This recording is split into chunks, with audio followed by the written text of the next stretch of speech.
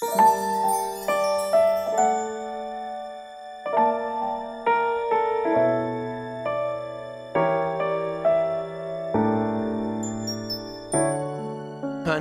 mali si Lizzie. So mas pinaniniwalaan mo si Lara? Ilang linggo nang inaalagaan ni Lara itong bulaklak, tapos sisirain na lang Lizzie. Tama ba yun? Ang sa akin lang dapat tama natin ang mali. Lizzie, hindi ako galit sa'yo. Hindi ko lang gusto yung ginawa mo. Lara, may kasalanan. Pero siya pa rin ang pinapaniwalaan mo. You don't love me. If you want to solve the problem with Lizzie, get rid of her problem. Alisin mo sila dito.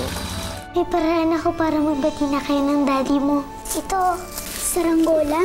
Ayoko magsaranggola. Hindi ako marunong. Tuturuan kita para makapaglaro na kayo ng daddy mo. Lizzie, huwag mong gawin yun. Mamaya mahulog tayo. Gayahin mo rin ako. Mamaya mahulog ka, Lizzie! Sige na!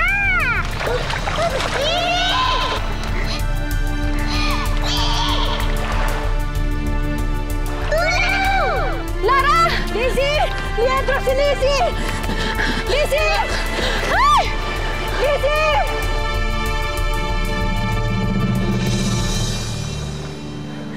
Leandro, si Lizzie! Bilisan mo! Lara! Kumapit ka sa ninong Leandro mo!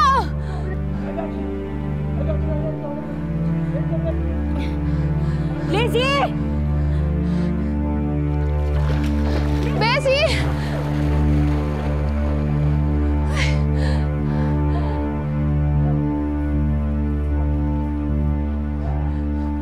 Leandro, Lizzie! Lara!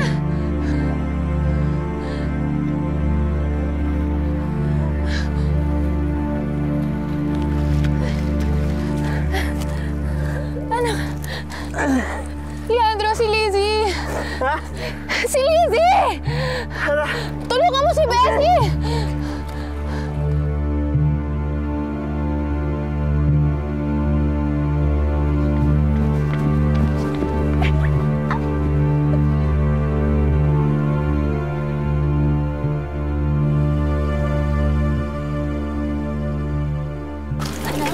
Sandali, tatawag ako ng ambulansya.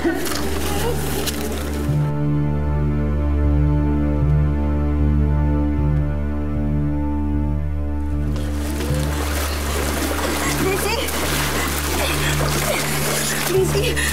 Lizzie! Lizzie! Lizzie! Anak, gumising ka! Lizzie! Lizzie! Lizzie! Lizzie! Lizzie! Lizzie! Leandro! Leandro! Lizzie, gumising Lizzie! ka! Lizzie!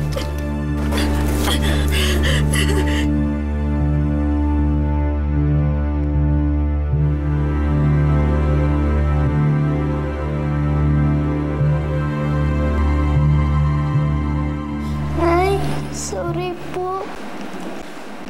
Sinabi ko naman po kasi kay Lizzie na huwag kami pupunta sa band. Anak, naniniwala naman ako sa'yo eh. Ha, tama na. Masaya ang nanay kasi okay ka, anak. Eh, paano po si Lizzie? Si Lizzie, huwag ka mag-alala. Kasi si Lizzie, ginagawa naman ng lahat ng doktor para maligtas siya, ha? Huwag ka na umiyak, anak. Ha? Huwag ka umiyak, ha? Ana. Ana. Ana. Ligtas na yung mga bata. Ligtas na si Lizzie. Leandro, si Lizzie! Bilisan mo! Lara! Kumapit ka sa ninong Leandro mo! Lara! Lizzie, gumising! Lizzie! Lizzie! Lizzie! Anak! Tahana. Tahana. Kitang-kita ko! Kitang-kita ko na mas pinili mong iligtas si Lara kaysa kay Lizzie! Hindi totoo yung sinasabi mo. Niligtas ko kung sino yung pinakamalapit sa akin. Kung sino nakita ko. Huwag ka nang magkaila! Huwag kang magkaila! Kitang-kita ko! Kitang-kita ko! Kitang-kita ng dalawang mata ko! Mas inuna mong kinuha si Lara kaysa kay Lizzie! Hindi! Hindi totoo yung sinasabi mo! Sinungaling ka! Sinungaling ka! Sinungaling ka! Muntik mo matay ang anak mo! Muntik mo matay ang anak mo! Dahil pinili mong iligtas ang iba! Sinungaling ka! Hindi totoo yung sinasabi mo! Basta hinata ko na lang sino pinakamalapit sa akin, hindi ko nakita! Hindi. Hindi. Dati lagi kitang tinatanong. Lagi kitang tinatanong pero kinakailala mo na mas gusto mo si Lara. Pero ngayon alam ko na! Alam ko na mas pipiliin mo ang ibang tao kaysa sa sarili mong anak! Hindi totoo ang sinasabi mo! Nagkakamali ka! Hindi ko gusto yung mangyari sa anak natin, lalo-lalo na kay Lizzie.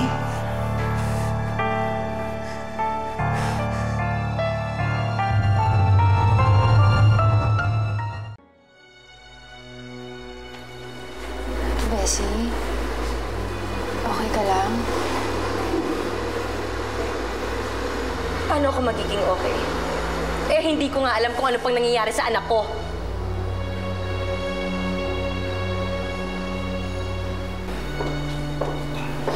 Ano na yung doktor? I have good news for you.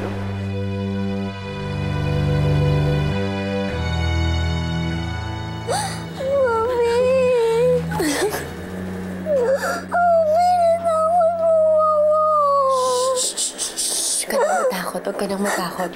Andito na si Mommy, ha? Don't be scared. Don't be scared. It's okay. Ayoko pa pong mamatay, Mami. Shh! Hindi ka mamamatay. Ikaw naman kasi anak eh. Bakit ka ba pumunta-punta doon? Si Lara po. Siya po may kawalan. Lizzie, huwag kang magsinungaling. Hindi po ako nagsisinungaling.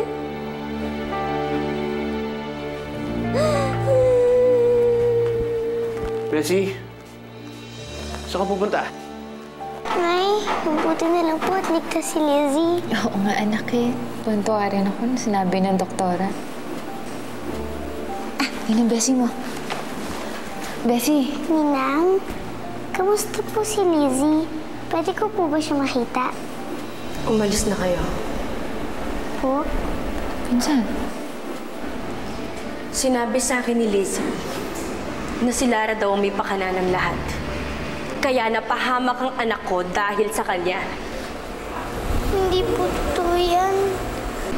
Hindi naman natin alam kung ano yung totoong nangyari. Anong gusto mong sabihin? Sinungaling ang anak ko? Sinungaling si Lizzie? Tama na! Tama na! Please, huwag tayo mag-away dito. Umalis na kayo! Alis! Okay, sige na. Mauna na kayo sa bahay. Oo. Lara?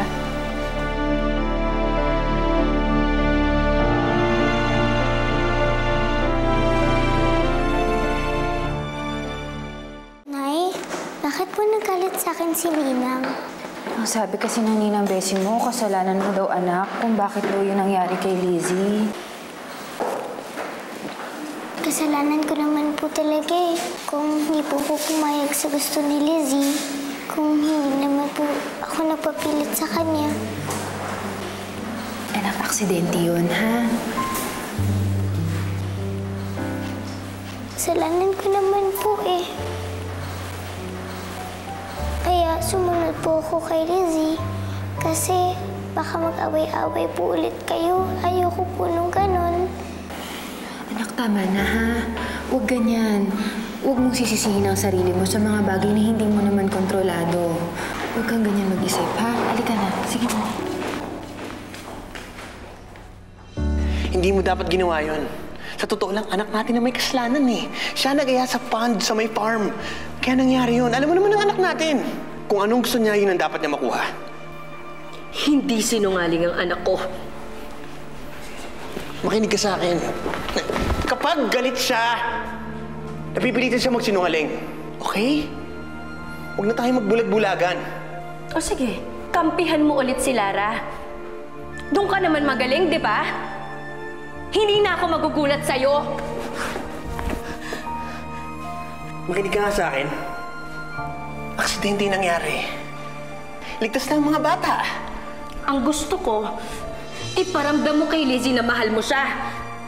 Ang gusto ko, paniwalaan mo siya. Ang gusto ko, kampihan mo siya. Ang gusto ko rin na sana siya yung inuna mong iligtas kesa kay Lara. Kaso hindi mo pwedeng gawin yun eh. Hindi mo pwedeng ibigay dahil hindi mo kaya. Huwag kang unfair. Unfair? Nanay ako. At ginagawa ko ang lahat ng dapat kong gawin bilang isang ina. Eh ikaw, ginagawa mo ba ang tungkulin mo bilang ama niya? Ikaw ang unfair. Hanggat hindi mo kayang gawin yun para kay Lizzie, huwag mo akong kakausapin.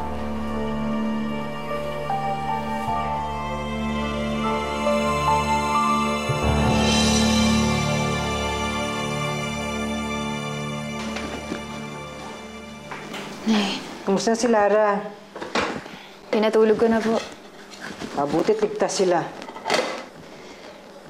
Pero si Bessie, Nay, galit pa rin ho sa amin. Natural.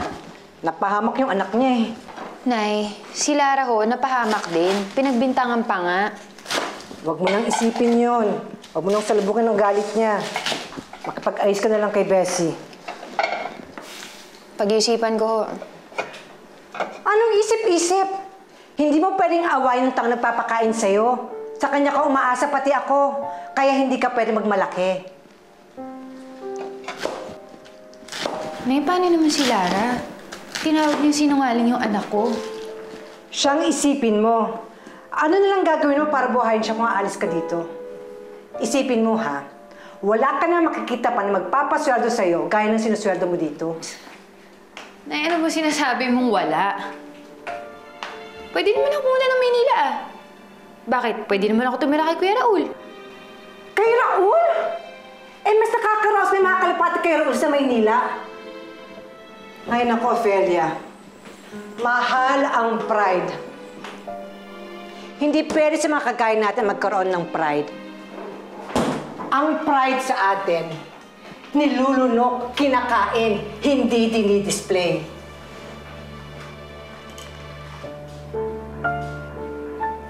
Huwag mo nang pahirapan ang sarili mo. Makipag-ayos ka na kay Bessie, hanggang po pwede pa.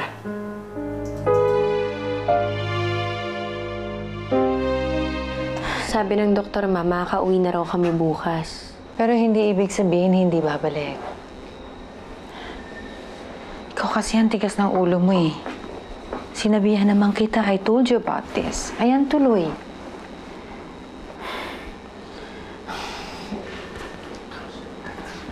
Akala ko kasi, Ma, magiging okay na ang lahat eh.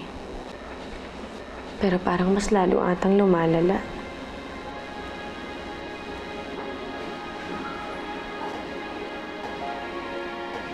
Alam mo, anak, minsan, kailangan alisin ang problema para mawala ang problema.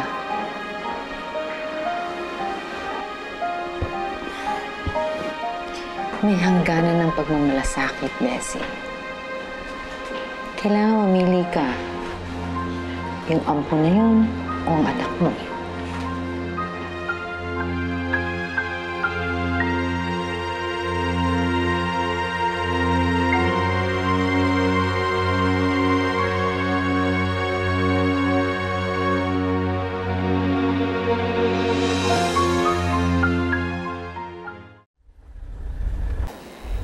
Hindi mo talaga kakausapin?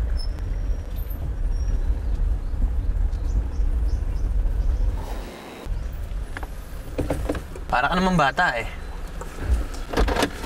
Alam mo kung anong kondisyon ko. Lizzie, pumasok ka muna nga sa loob.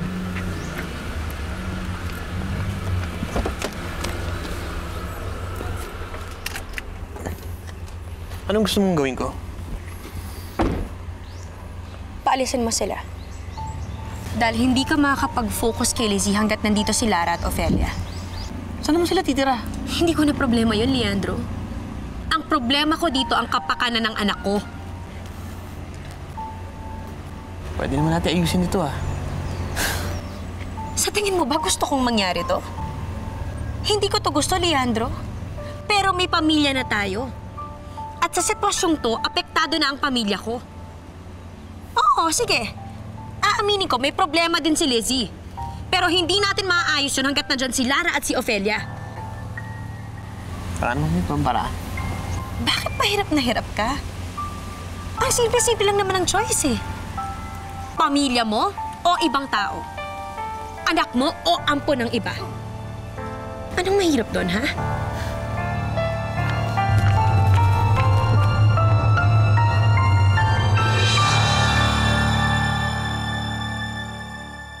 Sama ko naman kung pati sarili kong inaanak, ipagtatabuyan ko. Eh, anong gagawin mo, pare? Yun yung hinihingi ng asawa mo. Sa tingin mo, dapat sundin ko hinihingi ng misis ko? Leandro, iniisip niya lang naman yung kapakanan ng anak niyo eh. Saka isa pa, hindi mo naman maaayos yan kung ipagpipilitan mo yung gusto mo. Para hindi ganyan sinasalubong ang babaeng galit. Dapat sa mga babae, nililigawan, hindi pinipwesa. So, tingin mo, dapat pumayag ako sa gusto ni Bessie kahit pansamantala? Pansamantala? Eh, wala namang permanente sa mundo eh. Lahat nagbabago. Diba? Okay lang naman na magbago eh. Huwag lang mawasak. Pare, hindi mawawasak kung maagapan mo.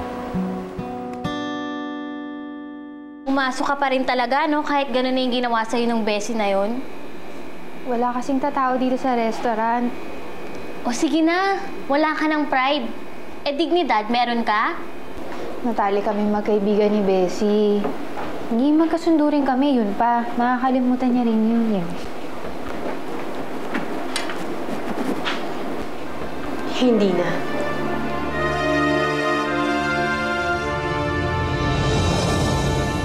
Nandito ka na pala, Lizzie. Alam mo, kwento ko sa school yung nangyari sa'yo. Ang saya-saya ko na nandito ka na. Ako? Hindi ako masaya na nandito ka. Bakit ka ba galit? Dahil nag-away ang mami at daddy ko dahil sa'yo. Wala naman akong ginagawang masama, ha? Umalis ka na. Bawal ka dito. Family house to. Eh, hindi ka naman namin family, eh. Anong pinagsasasabi mo, Lizzie? Narinig ko si Mami at Lola na nag-uusap. Paalisin ka na lang daw para wala na problema. Dahil ampun ka lang.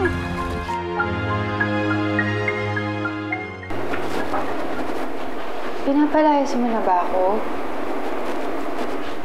Mas mabuti siguro kung umalis na lang muna kayo ni Lara. Magpakalayo na lang siguro muna kayo. Pero pinsan, di ba ganun din yun? Kailangan namin mabuo ulit. Hayaan mo lang ba na masira yung pagkakaibigan natin dalawa dahil lang doon? Ophelia, intindihin mo na lang muna ako. Naiintindihan kita, pinsan.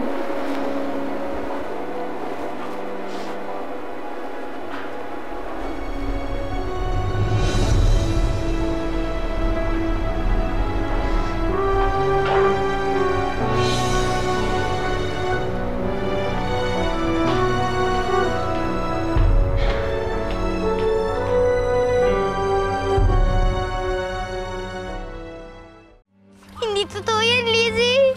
Totoo. Tanungin mo pa sa nanay mo. Kaya pala ayaw ko sa'yo eh. Hindi pala kita kaano-ano.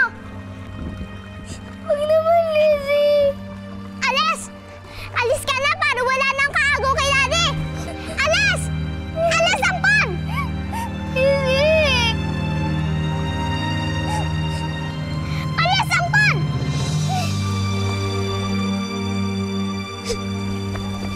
Alis!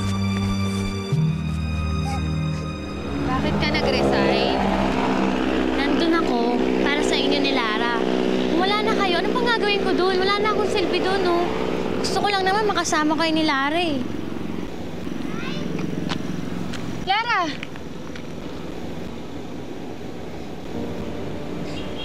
Anak! Nay? Sino po yung tunay kong nanay? Alam ko na po. Alam ko na po na ampun niyo lang ako. Sinabi po sa akin ni Lizzie.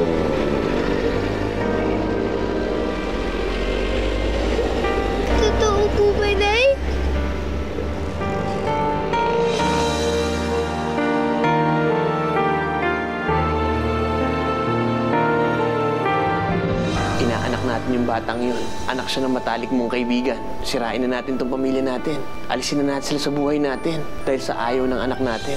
Tamang halimbawa ba yun? Narinig ko kayo ni Mami na nag-uusap. Sabi niyo, dapat paalisin na lang si Lara para matapos ng problema namin. Dapat hinayaan mo kami mga matatandang nag-uusap. Naguguluhan po ako. Pakiramdam ko, napakalaki ng pagkakamaling nagawa ko. Tama kayo. Giniba ko na nga kung ano man ang relasyon na meron kami ni Ophelia. Which means now, you can start rebuilding your family. Hindi ba yan naman ang gusto mo?